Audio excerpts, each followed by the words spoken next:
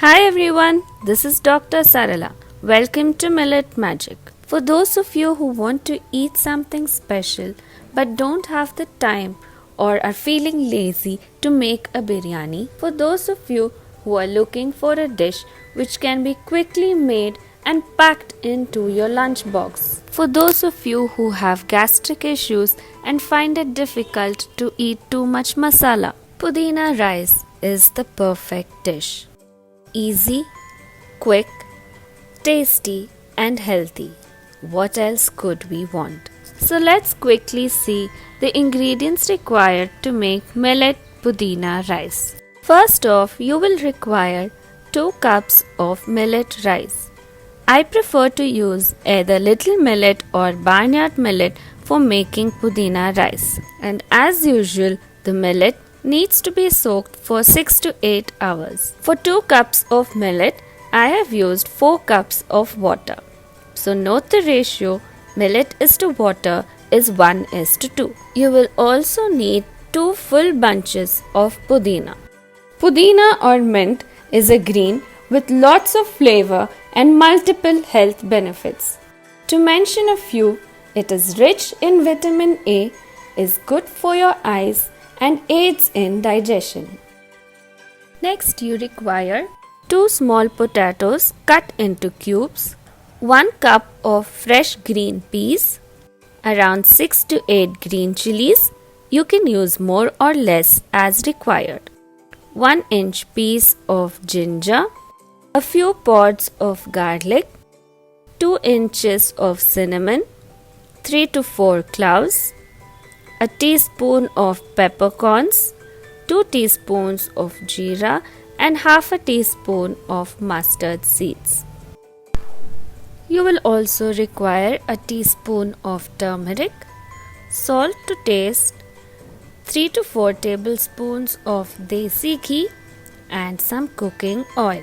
It is best to avoid refined oils and use oils which are extracted by bull-driven wooden ghanis. To begin, put all of the pudina into a mixie jar. Also, into the mixie go the garlic pods, the ginger, the green chilies, and a teaspoon of jeera. Now grind all these together into a smooth paste. The pudina leaves themselves have a lot of water content in them. So use as little water as possible while grinding.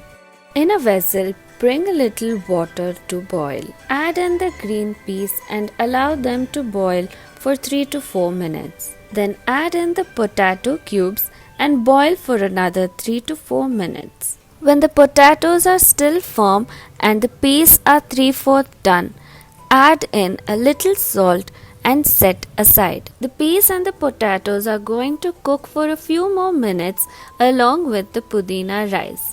So to avoid them from being overcooked, we have stopped at this stage.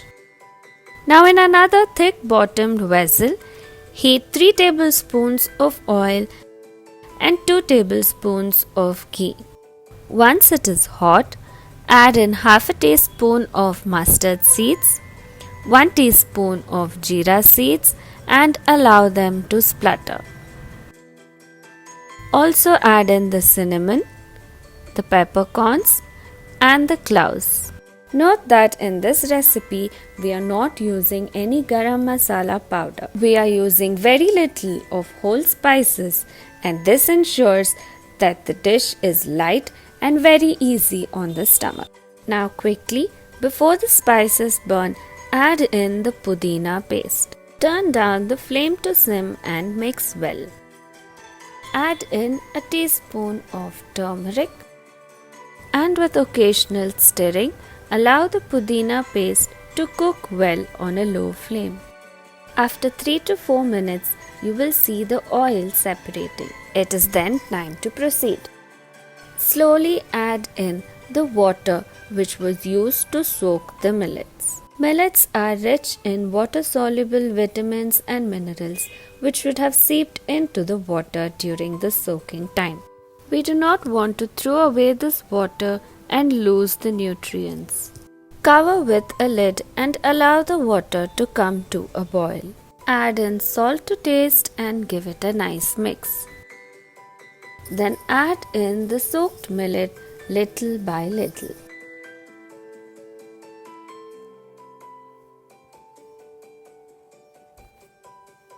Mix well together, cover with a lid and turn down the flame to simmer. Allow the rice to slowly cook. Once the rice is half cooked, drain the water from the partially cooked potatoes and peas and add them in. Use the drained water as a vegetable stock for making soup or in any other dish. Cover and cook on a low flame. Once in 2 minutes, mix the ingredients from the bottom to ensure that they cook evenly and the bottom layer does not burn. It will take about 15 minutes for the rice to completely cook. Once all the water is absorbed, add in 2 tablespoons of ghee. Adding ghee at this stage prevents burning and also enhances the taste. When the water is completely absorbed but there's a little moisture left and you feel that the rice needs to cook just a little more, cover with the lid, switch off the flame and place a heavy weight on the lid. Set aside and allow to rest for about 10 minutes. By doing this, the steam gets trapped inside the vessel and this heat is sufficient for the rice to cook completely but not get overcooked and become mushy. After 10 minutes, check to see that the rice is perfectly cooked. If you're specific that the grains of millet rice should be separate from each other and not sticky, spread on a plate for 2 to 3 minutes so that the excess moisture evaporates. Easy, quick and simple pudina rice is ready to be enjoyed. Serve along with raita. You'll find that the millet rice has slowly cooked and absorbed all the flavors and turned itself into a tasty, amazing dish. Do try out this recipe and enjoy a healthy and tasty millet meal with your family. We'll be back soon with another interesting millet recipe. Until then, happy cooking!